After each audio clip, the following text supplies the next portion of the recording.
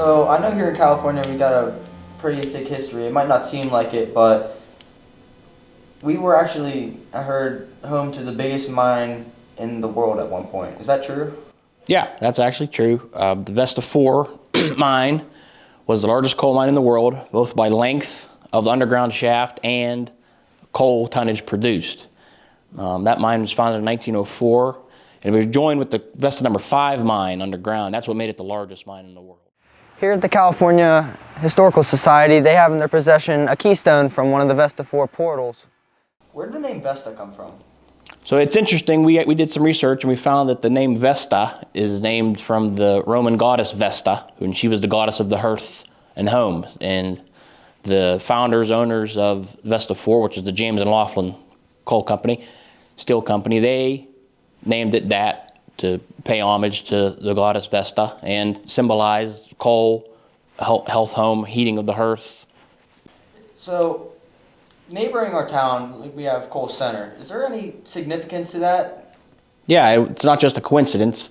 Coal Center was obviously named because that was the coal center of the Mon River Valley. The Vesta 4 tipple came out right at Rotary Park. So standing behind me is some of the remnants of the Vesta 4 mine. This was an abutment.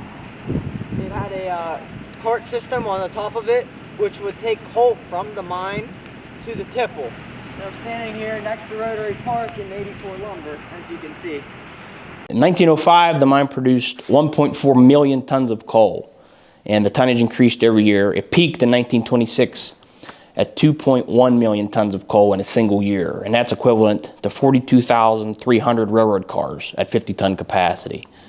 So it is by and large the largest mine. That's pretty sure, obviously, why Coal Center to be named Coal Center. That was the center of the coal production area. That's where all the coal from the Vesta 4 came out to that to be loaded into cars, barges, what have you. So how did the mine contribute to the population in California?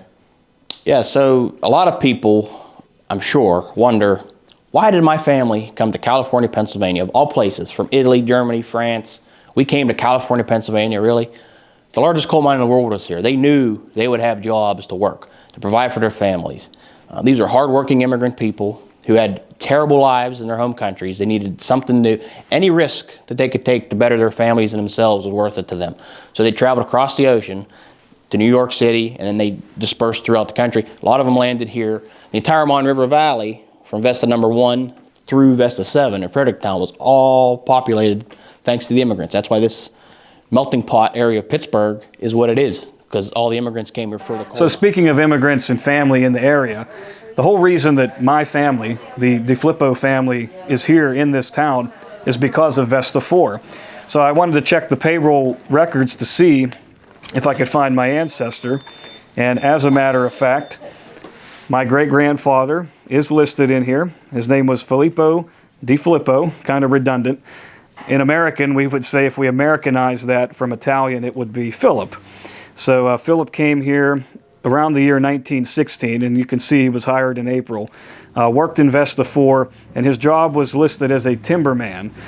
I know that the laborers, timberman, track layers, masons, those labor jobs actually paid a little bit less. The miners got a better pay. In the 1940 census, when I did some family research on him earlier, it listed that he made just under $1,000 a year to support a family. So that's the kind of pay that these men were receiving. And an actual miner maybe made a little just over $1,000 a year. So a lot of these immigrants came here specifically for this mine, and I know in his case, his brother was here first. He worked in this mine and let the family know that there was work here, and they were actually sulfur miners in Sicily. So they went from one mine to another when they came here in America. What were the working conditions like for them? Like, what did they go through, like, on their daily lives? Yeah, so I'm sure everybody knows, but the mining conditions were really tough, especially early on in the mine. Everything was done by hand. We're talking about 1904, before the Roaring '20s even. So there's not a lot of machine and help, you know. And they didn't care about the immigrants, so to speak. We're disposable. If somebody dies in a mining accident, well, we'll just go get 10 more off the boat, and they'll replace them. You have the numbers. Yeah. So, but I will say we have documentation from different people, especially in the 40s. The Vesta 4 mine specifically was one of the safer mines around the area, and that's a first-hand account. We have an account from Bill Horn, who must have been a coal miner at the time. He said Vesta 4 has always provided good protection against explosions and dust, and it was a lot more safety conscious than many other mines I've worked in. So luckily, the Vesta 4 mine was a safer one. There has been some accidents during Vesta 4's operation. What I'm walking into right now is an old mining hospital that actually turned into a company market and then Berkman's. Well, not anymore at least. We have some accounts of fatalities from slate would fall off as you're mining for coal. Keep in mind, they're laying down on their sides and they're picking and doing everything. Slate would fall down and they would be crushed, and as bad as it is, the reports say when a miner died in the mines, they would just move his body out of the way and they would keep mining. They wouldn't take the body out until the end of the shift. So you'd have to work around the dead body of your friend, because the coal company, that's all they care about is get the coal out, get the money out. The coal miners weren't paid for anything that's called dead work. And that is when you mine the coal and say there's debris and slate, whatever, you have to hand pick, get rid of all that stuff. You don't get paid for any of that hand picking. So if it takes you 3 hours to hand pick all your stuff out, you don't get paid for any of that. You only get paid for loading your coal and taking your coal out. That's all you get paid for. They had to pay for their own equipment. Then you got to deduct your electric lamp, the doctor visit, your dues, your Pittsburgh mercantile fee. You cleared $49 after working 77 hours. They had to pay a blacksmith to sharpen their tools. The coal company didn't pay for any of that. You just supply your own equipment, your own explosives. When explosives did come around and make it easier a little bit, they had to pay for all of that. The coal company did not pay for anything, so you weren't paid for anything else. And even when you were paid, you had to buy everything at the company store, which the Dollar General location now in town was once one of the company stores for the J&L, for the Jones and Laughlin Steel, for Vesta 4. So it wasn't like today where you get paid $5, you can go spend that anywhere you want. Well, back then you got paid in company script. That script's only good at that company store. You can't go take that out. It's not real currency. It's made up currency. So you were essentially a slave to the mine because you got paid, but you could only spend it at the company store. And those company stores where you might be able to get something real cheap elsewhere, well, those company stores, they jack the price up because they know you can't spend it anywhere else, so they know you're going to spend it there. So they were essentially paid money through the company to give back to the company. Yeah, that's pretty much what it was. So it's just a revolving circle. And the coal company's making all the money off all the coal, shipping it all to Pittsburgh to make good, high-quality American steel, and they're making tons of money off of that while the immigrant's trying to feed his family of 9 or 10. Keep in mind, families are much, much bigger back then. So, and that's why they worked so young going into the mine. They had to get their kids in there just to make more money for the family. Well, most mine entrances like this one right here are actually sealed off for a good reason, and it's because, well, it's not safe. Like you said, there's people coming from everywhere. And there's a bunch of these different kind of clubs in California. Oh, yeah. Was that kind of like a meeting place for all these miners, like the diversity of them all? Yeah, so when the immigrants came over from all these countries, you had Italians, Slovaks, Polish. That's why today you have the Italian club, the Slovak club, the Polish club. They left their countries, coming to this unknown to work in the unknown, underground. They're 500 feet underground in the dark, cold, When they do have any free time or their day off, they like to mingle with people of their own kind. Italians want to hang out with Italians, the Polish want to hang out with the Polish, the Slovaks with the Slovaks. That's why those clubs existed, to give those people a sense of home, people that understand what you're going through. So think about what it was like underground. You could have 2 Italians working next to 2 Slovaks, next to Polish, Germans. It was a big, big melting pot of everything. So the clubs kind of gave everybody a way to go back to the old way that they were living. Your friends, people that spoke the same as you, know what you were brought up in, and things like that.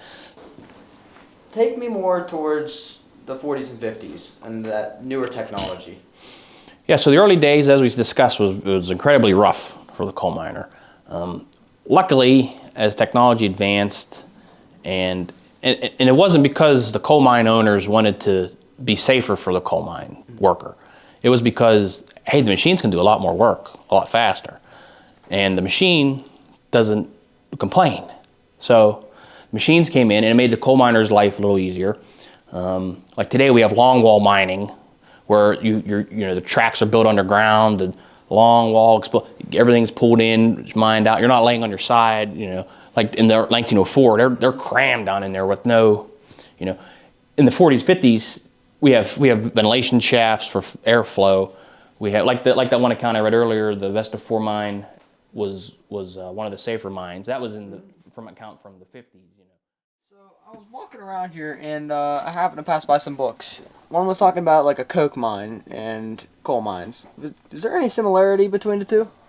Well, the coke that you speak of is a byproduct from the coal. So I actually had to look it up to give you the true definition here. Distilled bituminous coal, by burning it in kilns or pits, the residue left behind is called coke, which is simply coal charcoal and nearly pure carbon. So it's much more cleaner to burn than coal. Yeah, so they're coke ovens, which I'm sure people have known. Those are the beehive structures, which are fire brick. They burn the impurities out of coal to create coking coal, which they use to make steel. I'm walking up to right now is an old ventilation shaft where air was pumped into the mine. A giant electric fan would blow air into the mine, keeping the miners oxygenated and healthy as they can be. Modernized everything with, instead of horses, now we have carts, electric or however operated carts they'd be, to help pull things. Things such as that. So I'm sure the explosives were more developed and safer. And you'd still be, we have a hand mine I'll actually show you, but you would hand mine and put your explosive in and everything. I'm sure that they developed a safer way to do that. Well, I'm here in Ritchieville in present day Sun Industries, where all these buildings were used with the Vesta 4 mine. So that kind of stuff changed. And then one of the biggest changes was, so from 1904 for the Vesta 4 mine up through the 40s, so you're talking 40 years. Well, you're getting a new generation of coal miner in there now. Mm-hmm. So when you came over in 1902, let's say, to work, you were in your 20s and you had a kid with you. Well, from 40 years, you're in your 60s now, so your kid's now working. So now it's a new generation of coal miner. Mm-hmm. They started saying, hey, this isn't too good for us here. Let's try to unionize maybe. That's when the talk of unions came around. And the coal mine owners and companies were obviously absolutely against unions because that hurts their bottom line. They actually had their own police force, which was nicknamed the Yellow Dogs, that they would use to bust up the union talk, bust up if you weren't working fast enough, they'd send their own police force. And again, this is from the same book, and they were called the Coal and Iron Policemen, and they were called piranhas, the Yellow Dogs. They bring them to the villages around to keep the miners from organizing their unions. The mines wanted nothing to do with the unionizing. And obviously, it did work out for the worker that the unions did come around, and that led to better working conditions, shorter work days. Instead of working 12 or 10-hour days, you're now working 8. Instead of working 6 days a week, we're working 5. Now you get sick leave. You get Social Security benefits because the federal government, now we're getting Social Security for people and things like that. So don't get me wrong, it's still in this present day. I don't want to say that coal mining is not around anymore. Coal mining is still happening. It's not happening in California, Pennsylvania anymore. Mm-hmm. But it's still happening. Coal mining is still one of the most dangerous and hardworking jobs. I don't want to say that, the machines are here now and it's easy. It's not. It's one of the hardest jobs you can still do to this day. But luckily, it's a lot better than it was. So part of our records here, we have from 1957 newspaper clipping from when the Vesta mine closed and how hard of a blow it was on the California area. It says a lot of people knew it was coming, but they didn't know exactly when. And when it finally came down, it was a real blow for the people here. And I'm going to read a little bit of it for you. The residents had known the days of the mine were numbered, but the shutdown announcement came with unexpected sadness. The closing will throw out of work the 790 workers remaining from the one-time force of 4,000. $5 million a year payroll will be lost to direct businesses. In the long years the mine operated, 82.5 million tons of coal poured from its portals into the river barges for the 35-mile trip down Monongahela to the mills of Pittsburgh. Now J&L has decided the remaining supply of unmined coal has dropped to the point where it will be grossly uneconomical to dig it. Henry Tetler, 48, of California, says, "I don't know what I'm going to do. I'm too old to get another job." Kenneth Sanders, 49, of Daisytown, "There are no other jobs around here." He was a cage operator who lived near Daisytown. J&L officials said they're sympathetic to the workers and situation, and they'll do everything they can to get them jobs. But E.R. Cooper, general manager of the mine, admitted he knows of no job prospects for the men. So that was in the 50s, and that began the downfall of coal mining in the region, and what other jobs these people had to do. There was nothing. There was nothing for them. Luckily for California, we've always had the university here. So we didn't. A lot of the towns around the Mon Valley, once the mines closed down, they had nothing at all. They completely collapsed. Luckily, California had the university to kind of bolster itself on. And now present day, we have the technology park and things, and the university's still here and stuff like that. So California has made it better off than a lot of the mining towns around. But from our heyday, we definitely took a big, heavy blow. You're, like I said, $5 million payroll yearly into the town economy was gone. And that was just up in smoke in 57 overnight. So it was definitely a huge blow.